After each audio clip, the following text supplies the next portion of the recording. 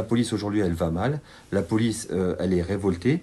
Donc les contrôles d'identité, on a demandé aux collègues de ne plus en faire.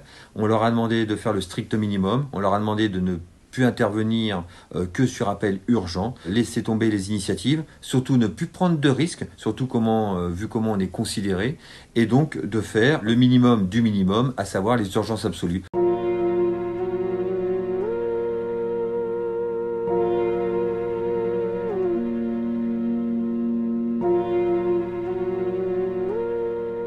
Quand on a une couleur de peau qui n'est pas blanche, on est beaucoup plus contrôlé.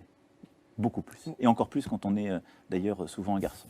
Donc le seul moyen de bouger, c'est de faire ce qu'on a su faire sur d'autres violences ou d'autres sujets sensibles, c'est de mettre en place une plateforme commune pour que les gens puissent dénoncer de manière très simple, unique et nationale. C'est-à-dire qu'aujourd'hui, les collègues sont révoltés, ils sont écœurés, ils ne comprennent pas qu'on puisse parler ainsi de la police alors qu'ils sont les derniers remparts de la République.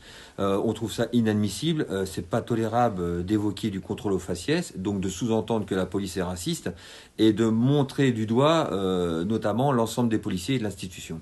Nous, on pense tout simplement que le président de la République a fait des amalgames qu'il n'aurait pas dû faire.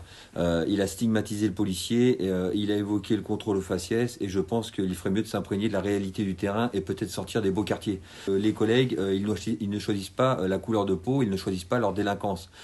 Parfois, ils la subissent même. Ils sont là pour faire appliquer la loi et les règlements.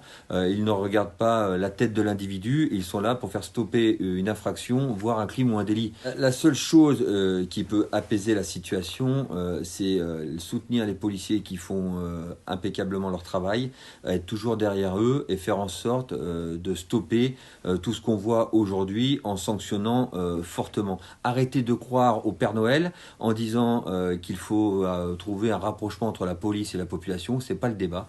La police, elle est proche de sa population et la population est proche de sa police. Par contre, cette partie de population qui dénigre la police et à travers la police l'état de droit, d'une façon ou d'une autre, vous pourrez faire n'importe quel rapprochement, ça ne fonctionnera pas parce qu'ils sont là pour semer le chaos.